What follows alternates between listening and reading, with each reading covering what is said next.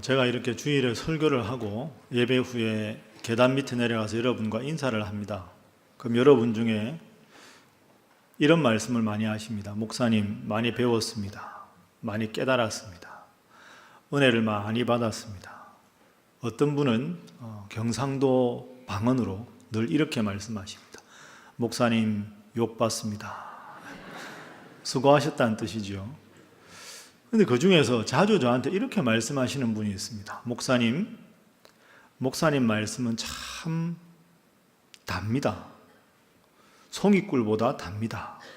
이렇게 말씀하시는 분이 있습니다. 제가 설교를 잘해서야 그렇겠습니까? 설교는 강의와 다르게 하나님의 말씀이니까 그 어떤 화려한 입담도 아니고 그 어떤 위대한 연사도 아니고 하나님 말씀을 들었으니까 목사가 설교를 잘하는 게 아니라 하나님의 말씀이 그만큼 달고 위대한 그런 말씀이다 하는 그런 뜻이겠죠. 여하간 많은 피드백을 해주셔서 늘 감사하게 생각합니다. 그런데 여러분 한번 이런 생각을 해보십시오. 여러분은 누군가와 대화할 때 그분의 이야기가 참 내 귀에 달다, 송이꿀보다 달다, 참 달콤하다, 이런 느낌을 언제 받아보셨습니까? 누구하고 대화할 때 그런 느낌을 받으십니까? 다 있으시죠? 없는 것처럼 하시지만. 언제였을까요? 연애할 때입니다. 사랑할 때는 누군가 그 사랑의 대상과 대화를 하면 그 대화가 얼마나 귀에 매력적인지 모르고요. 얼마나 그게 달달하게 느껴지는지 모릅니다. 사람이 사랑을 하면 그 사랑의 감정 때문에 그렇게 느껴지는 거죠. 이게 사랑의 신비입니다. 제가 존경하는 교계 목사님이 한 분 계신데요. 벌써 은퇴하셨습니다. 이분이 1960년대 미국의 프린스턴 신학교에 유학을 가셨습니다. 1960년대에는 유학 가기 참 힘들 때 아닙니까? 그러니까 그분이 공부하는 동안에 한국에서 유학 온 분이 그분 목사님 포함해서 3분밖에 안 계실 때입니다. 근데 이제 그때는 또 당사자만 유학까지 가족들 함께 유학을 갈 때 데리고 가는 분위기가 아니었습니다. 그런데 제가 아는 이 목사님하고 2분 목사님하고 3분이 이제 유학을 하니까 자주 친하게 지내는데 이 2분 중에 한 분 목사님은 결혼한 지 6개월 만에 부인을 한국에 두고 유학을 가신 겁니다. 얼마나 애틋하겠습니까? 얼마나 사무치는 그리움이 많겠습니까? 요즘처럼 영상통화가 있는 것도 아니고. 그런데 이제 공부를 하다 보면 힘들 때가 많거든요. 어느 날 몸 피곤하면 영어로 강의하는데 영어가 안 들리는 날도 있고요. 그 다음에 어려운 책을 읽으면 어떻게 소논문을 써야 될지 막막할 때가 있습니다. 그때 꼭 이 결혼한 지 6개월밖에 안 된 목사님은 그렇게 스트레스 받을 때마다 부시럭부시럭 하면서 뭔가 하나 꺼내서 보더라는 거죠. 여러분, 그게 뭘까요? 그렇죠. 그 부인, 사모님이 보낸 편지입니다. 항상 그걸 보고 웃으시더라는 거죠. 그러니까 제가 아는 이 목사님이 그 편지 좀 이제 그만 보라고. 보니까 편지지가 다 해져가지고 너덜너덜해졌습니다. 그 편지 이제는 다 쓰고 외웠겠네. 그만 봐도 되겠다. 그런데 며칠 있다가 또 이제 이분이 편지를 또 꺼내서 보더랍니다. 그것도 수업 시간에. 수업 시간에 영어 안 들리는 날은 한글이 그리울 때가 있거든요. 이걸 보고 그래서 쉬는 시간에 이 목사님이 목사님, 내가 어깨너머로 보니까 글씨도 엉망이고 그런데 그렇게 자꾸 보냐고 웃으면서 말씀을 하니까 무슨 이게 글씨를 못 이게 얼마나 글씨를 잘 쓴 글씨냐고 이게. 그러면서 내 아내가 피아노 전공인데 피아노 연주할 때 얼마나 이 손가락이 아름다운지 아냐고. 피아노 칠 때 그 화려한 손가락의 놀림을 못 봐서 그렇다고. 이 정도는 악필 아니라고. 훌륭한 필체라고. 그러면서 이 목사님이 제가 아는 이 목사님께 이렇게 이야기를 하더라는 거죠. 편지는 글씨를 보는 게 아니야. 편지는 얼굴을 보는 거지. 여러분, 그렇지 않습니까? 그분이 그 부인의 편지를 볼 때 글씨를 보았을까요? 문장을 보았을까요? 내용은 한 번 보면 다 알잖아요. 편지를 딱 펼치면서 사랑하는 아내의 환한 미소를 떠올리는 거죠. 그걸 떠올리면서 글자는 그냥 읽어가는 거죠. 여러분, 이게 맞는 겁니다. 그죠? 편지는 편지 보낸 사람의 마음을 소통하고 공유하는 마음으로 읽어야 합니다. 그래야 편지를 잘 읽은 거죠. 우리가 늘 대하는 성경이 뭐냐? 여러 가지 어렵게 정의할 수 있겠지만 저는 성경은 하나님이 우리를 사랑해서 보내주신 연애 편지라고 생각합니다. 하나님이 나를 얼마나 사랑하시는지, 이 우주를 창조하시고 모세를 통해서 일러주시고 때로는 요셉을 통해서 일러주시고 바울을 통해서 일러주시는 하나님의 연애 편지입니다. 그런 여러분, 성경 읽으실 때 너무 따져가면서 읽으시는 거 별로 바람직하지 않습니다. 왜 그럴까요? 생각해 보십시오. 하나님의 무한한 사랑이 깃들어 있는 이 성경책을 내 짧은 지식으로 논리적으로 재단하고 평가해서 하나님의 깊은 마음을 알 수가 있겠습니까? 물론 때로 성경 연구가 필요하지만 기본적으로 성경은 연애 편지를 읽는 감정으로 읽으셔야 합니다. 왜 아멘 안 하십니까? 아멘 하셔야 됩니다. 하나님이 나를 얼마나 사랑하시는가, 구구절절히 보면서 하나님의 사랑을 깊이 느끼면서 이 하나님이 나를 이렇게까지 사랑하시는구나, 그렇게 읽어야 성경을 잘 읽는 거죠. 저를 한번 따라하겠습니다. 성경은 연애 편지다. 자, 그래서 앞으로 성경 읽으실 때 오래전 희미한 기억이시겠지만 연애 편지 읽는 그 마음으로 말씀을 늘 가까이 하시는 여러분 모두가 되시기를 주님 이름으로 축복합니다. 자, 옆에 분들과 인사하겠습니다. 성경은 연애 편지입니다. 한 번 더 할까요? 성경 열심히 읽으시기 바랍니다. 자, 오늘 본문은 르호보암 왕 때 일어난 일입니다. 르호보암 왕은 여러분 아시는 대로 다윗의 아들이 솔로몬이고 솔로몬의 아들이 르호보암입니다. 그런데 이 르호보암은 사실 훌륭한 왕이라고 말하기는 어렵습니다. 왜냐하면 르호보암이 즉위를 하자마자 이 남유다와 북이스라엘이 분열이 됩니다. 그러니까 사울, 다윗, 솔로몬으로 한 나라였다가 두 나라로 나누어지는 결정적 계기를 제공한 인물이 르호보암 왕입니다. 그러니까 역사에서 훌륭한 왕이라고 평가받기가 어렵죠. 그런데 이 르호보암을 따르는 두 지파만 남기고 열 지파가 분열되어 나간 다음에 일시적으로 르호보암 왕이 하나님 앞에 스스로를 돌아봅니다. 아, 내가 하나님 앞에 잘못했구나. 그래서 하나님 앞에 바로 섰을 때 잠깐 형통한 안정기를 구가하는 시대가 나옵니다. 그게 오늘 본문에 보면 11장의 말씀입니다. 우리가 12장을 읽었는데요. 11장에 보면 반짝 나라가 안정을 찾았는데 그 안정을 찾았다가 다시 혼란하게 되는 때가 12장의 배경입니다. 그러니까 11장은 안정기, 12장은 혼란기. 자, 그럼 여러분 이 질문을 할 수 있습니다. 왕국 초기에 나름대로 나라가 건실하게 섰다가 왜 다시 나라가 어려움에 빠졌을까? 자, 그 이유가 오늘 본문 1절에 나옵니다. 자, 12장 1절 말씀 화면 보면 함께 읽어보겠습니다. 시작. 르호보암의 나라가 견고하고 세력이 강해짐에 그가 여호와의 율법을 버리니 온 이스라엘이 본받은지라. 아멘. 뒷부분이 안타깝죠. 르호보암이 여호와의 율법, 여호와의 말씀을 버리니 온 백성이 본받으니라. 그러니까 왕이 하나님 말씀을 버리니까 백성들도 다 하나님 말씀을 버리게 되었다. 그러면 역으로 이 이전의 르호보암은 어떤 왕이었는가? 일시적인 안정기의 모습이 11장 17절에 나옵니다. 화면 한번 보십시오.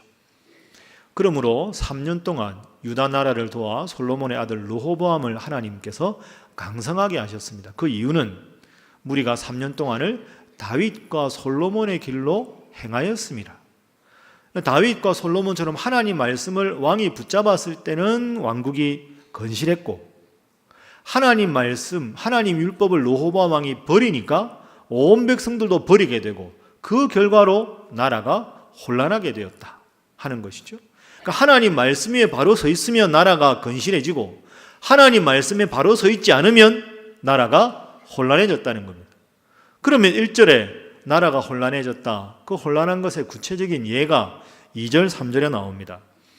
여러분 오늘 본문 2절에 보면 애굽 왕 시삭이 이 이스라엘, 예루살렘을 공격을 합니다. 그래서 애굽 왕 시삭이 엄청난 병력을 거느리고 와서 솔로몬 왕이 그 아름다운 성전을 지어놓고 성전 곳간에 쌓아놓은 보물들 그 다 빼앗기게 되고 솔로몬 왕궁에 있던 보물들도 다 빼앗기게 되고 그 솔로몬 때 금은이 풍부해서 금으로 방패를 만들었는데 그 방패도 다 빼앗기게 되었습니다. 그게 르호보암 왕 5년에 일어난 일입니다. 그러므로 여러분, 이 점을 분명히 생각해야 합니다. 왕이 하나님 앞에 말씀 위에 바로 서지 않았을 때 백성이 바로 서지 않아서 나라가 혼란하게 되고, 뒤집어서 왕이 하나님 말씀 위에 바로 서면 백성들이 바로 서게 되고, 백성들이 말씀 위에 바로 서게 되었을 때 하나님께서 그 나라에 복을 주셨다는 거죠. 나라만 그런 게 아니라 가정도 마찬가지고 교회도 마찬가지입니다. 그래서 오늘 본문에서 주는 중요한 결정적인 첫 번째 교훈은 이것입니다. 한번 따라 하시죠. 말씀이 인생의 승리의 비결이다. 그렇습니다. 하나님 말씀이 우리 인생의 승리의 비결인 줄로 믿습니다. 이것의 아주 중요한 예가 신약 성경 마태복음 4장에 나옵니다. 여러분 잘 아시는 예수님께서 마귀의 유혹을 받으시는 장면입니다.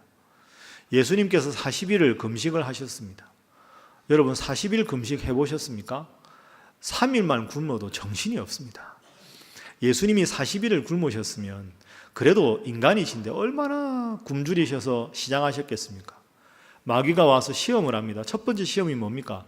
돌을 떡으로 만들어라. 제 생각에는 돌을 떡으로 만들라 하지 않아도 우리 같으면 광야에 있는 돌들이 저절로 떡으로 빵으로 보였을 것 같아요. 40일을 굶었으니까. 그런데 돌을 떡으로 만들어서 먹어라. 너 하나님 아들 아니냐? 기적을 행해라. 이렇게 이야기합니다. 그때 예수님께서 뭐라고 마귀에게 말씀하십니까? 우리가 잘 아는 구절이지요. 마태복음 4장 4절 말씀. 자, 화면 보면 함께 읽어보겠습니다. 시작. 예수께서 대답하여 이르시되 기록되었으되 사람이 떡으로만 살 것이 아니요 하나님의 입으로부터 나오는 모든 말씀으로 살 것이나 하였느니라 하시니. 아멘. 사람이 떡으로만, 떡도 필요하지만 떡으로만 사는 게 아니라 더 중요한 것은 하나님의 말씀으로 살아간다. 여러분, 이것이 주는 교훈이 아주 중요합니다. 여러분, 40일을 굶었습니다. 생사의 관림길에 있는 상황 아닙니까? 그 상황에서 현실적으로 제일 필요한 건 빵일 수도 있습니다. 그러나 예수님이 이렇게 말씀하셨습니다. 그 어떤 인생의 어려운 순간에도 빵이 인생의 근본적인 문제가 아니다. 우리로 말하면 먹고 살기 힘들다고 해서 경제 논리가 인생의 근본적인 문제가 아니다. 요즘같이 어렵고 힘든 시대에 우리가 TV만 보면 각계각층의 전문가들의 조언이 나옵니다. 경제 문제 해법이 이렇고 정치 문제는 이렇고 외교의 해법은 이렇고 다 필요한 말씀입니다. 그러나 근본적으로 성경에서 가르치는 것은 인간의 가장 중요한 인생의 성패의 비결은 하나님의 말씀에 있다. 사람이 떡이 필요하지만 떡으로만 사는 것이 아니라 하나님의 입에서 나오는 모든 말씀으로 사는 것이라. 여러분, 혹시 여러분의 인생에 경제적인 문제가 있습니까? 인생에 심각한 어려움에 빠져 있습니까? 어떻게 해결하십니까? 오늘 마태복음 4장 4절에 이 예수님 말씀을 생각해 보십시오. 인간의 모든 문제는 인간의 능력으로 해결할 수 없습니다. 불완전한 인간이 어떻게 근본적인 문제를 해결하겠습니까? 우리 인생의 근본적인 문제 해결은 완전하신 하나님, 그분께 있는 줄로 믿습니다. 그 완전하신 하나님께서 인생의 삶의 지침서로 우리에게 주신 것이 성경입니다. 그래서 내가 하나님을 믿기 때문에 성경을 읽는 게 아니라, 내가 직분을 오래 가졌기 때문에 성경을 읽는 것이 아니라, 이 성경 말씀이 내 인생의 지침이 되고 인생 성공의 열쇠가 됨을 깨닫고 늘 이 말씀을 가까이 하시는 여러분 모두가 되시기를 주님 이름으로 축복합니다. 자, 다시 한번 인사하겠습니다. 형통한 인생의 열쇠는 성경입니다. 한 번 더 할까요? 열심히 읽으시기 바랍니다. 자, 그래서 오늘 본문 말씀 1절의 교훈대로 하나님 말씀이 인생 성패의 기준이다. 자, 그런데 우리가 말씀을 한 번 읽는다고, 한두 번 읽는다고, 주일에 설교 한두 번 듣는다고 다 성경을 이해하는 게 아니지요. 읽은 말씀을 마음속에 새기고 끊임없이 되새김질하는 작용이 필요하겠죠. 자, 제가 여러분에게 화면에서 그림을 하나 보여드리겠습니다. 다소 당황스러울 수 있는 그림이니 마음을 강하게 하시고 담대히 하시고 화면 보겠습니다. 자, 놀라셨죠? 저 화면에 뭐가 보이십니까? 사람 보이십니까? 앞에 누가 있습니까? 뒤에는, 자, 앞에 여인이 있고 뒤에 남성이 여인을 껴안는 사진, 조금 해괴 망측해 보이는 사진이 있습니다. 저거 외에 혹시 다른 거 보이는 분 계십니까? 한 여인과 한 남성, 저 외에 다른 게 보이는 분 거의 없으신데요. 여러분이 순수하지 못해서 그렇습니다. 제가 좀 이따가 읽어드리겠습니다. 자, 저 그림이 여러분이 딱 보면 여인을 뒤에서 남성이 껴안고 있다 이렇게 생각하는데요. 한 강사가 저 그림으로 강의를 준비하다가 컴퓨터 화면을 켜두었습니다. 화면을 켜두었는데 그 초등학교 다니는 그 집 아들이 지나가다가 컴퓨터에 그림이 있으니까 그걸 본 겁니다. 뚫어지게 쳐다보는 거죠. 그러니까 아빠가 물 한 잔 먹고 오다가 당황을 했습니다. 아니, 야, 너 이거 보지 마. 너 나이에 이거 보는 그림 아니야. 내가 계속 뚫어지게 그림을 보는 거예요. 저 그림을. 너 뭘 보니? 보지 마. 이러니까 아빠, 이 그림 되게 멋있어요. 초등학교 아들이 저 그림을 보고 멋있다고 하니 아빠가 얼마나 긴장을 했겠습니까? 이 그림은 멋있는 그림이 아니야. 그러고 이제 화면을 덮으려고 했습니다. 그런데 아들이 이렇게 말하는 거죠. 아빠, 저는 이 그림에서 돌고래 9마리가 보여요. 이렇게 말을 했습니다. 저 그림에서 돌고래 9마리가 보인다. 제가 다시 보여드릴 테니까 돌고래 9마리가 보이는지, 아까 그게 보이는지 한번 다시 보시죠. 자, 돌고래 9마리가 보이십니까? 안 보이세요? 순수하지 못해서 그렇다니까요.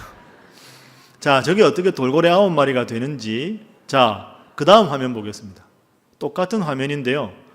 빨갛게 이렇게 테두리 해놓은 게 돌고래입니다. 위에 그 남성, 여성 머리에 해당되는 거에 보면 돌고래 2마리가 있죠. 까만 거에 돌고래 2마리가 있고 그 사이에 조그마한 새끼 돌고래 있고요. 중간에 봐도 돌고래가 2마리가 있고 아래쪽에 2마리, 맨 밑에 1마리, 합해서 돌고래 9마리. 보이십니까? 대답이 이것밖에 안 되는 것 같은데요. 끝나고 나서 진짜 보이든지 서로 한번 여쭤보시죠. 순수한 사람은 돌고래가 보입니다. 안 그러면 안 보입니다. 자, 여러분, 제가 저 그림을 보여드린 이유가 이겁니다. 왜 같은 그림인데 달리 보일까요? 똑같은 그림인데 남녀가 보이는 사람이 있고 돌고래가 보이는 사람이 있고. 그 왜 그럴까요? 평소에 무슨 생각을 하고 사는가? 내 마음에 평소에 무슨 생각이 있는가가 이게 중요한 겁니다. 여러분, 그렇죠? 저도 그런 경험을 했는데요. 아내가 아기를 갖고 나서 배가 나오면요, 길가의 모든 사람 중에 임산부밖에 안 보입니다.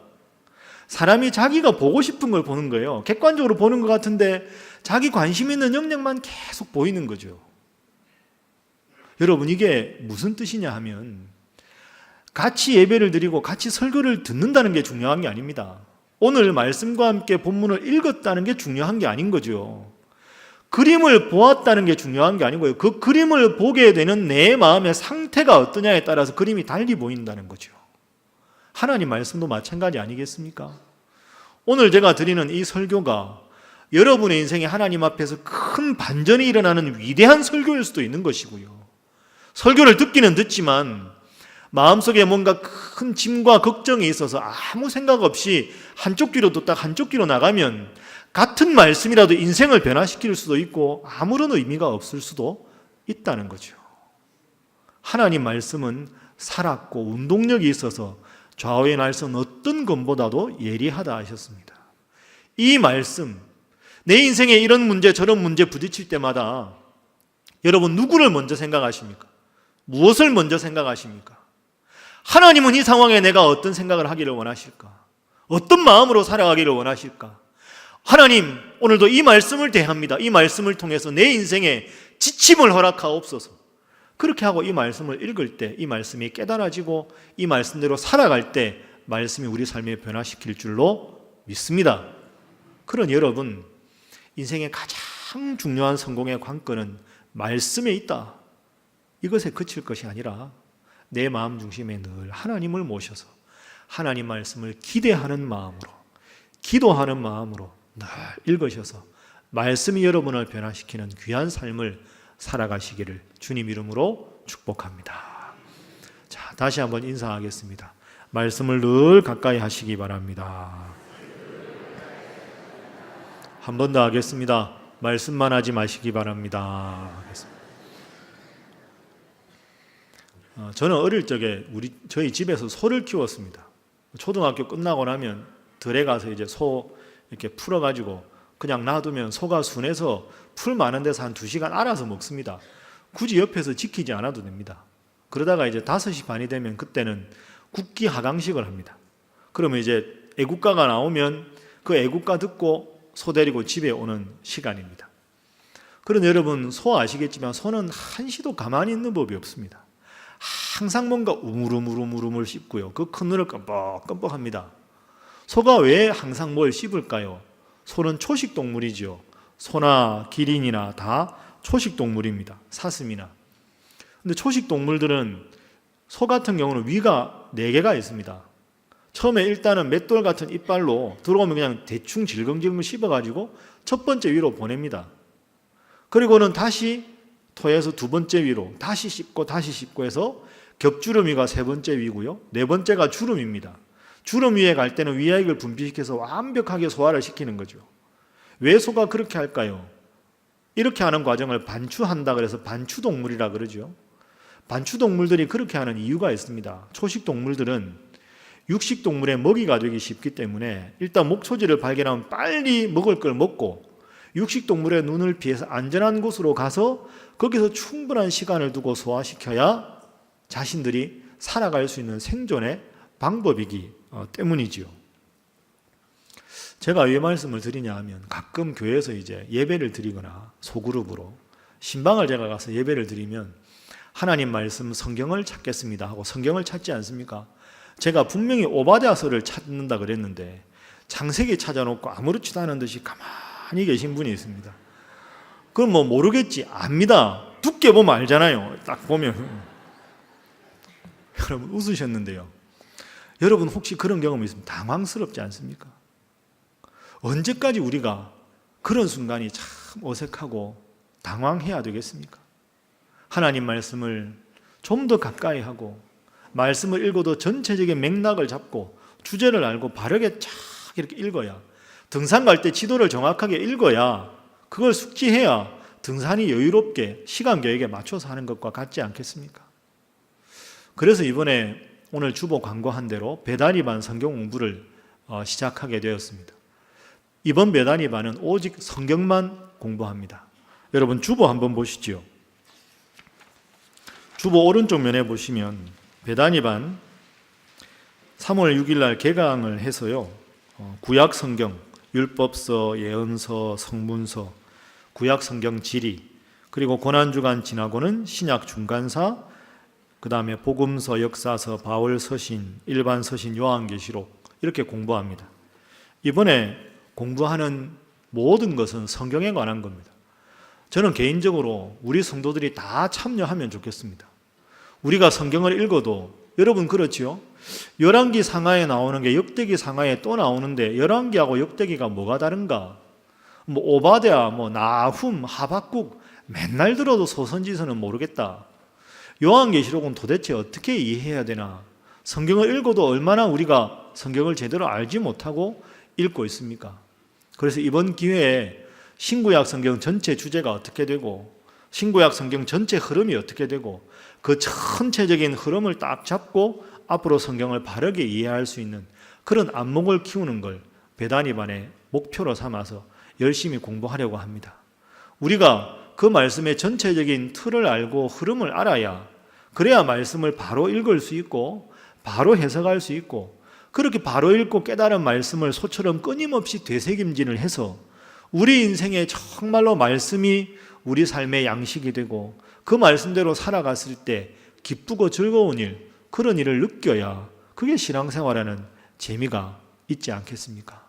여러분, 하나님 말씀을 읽어야 한다는 건 누구나 알고 있습니다. 그러나 의외로 우리는 말씀을 가까이 하지 못하고 있습니다.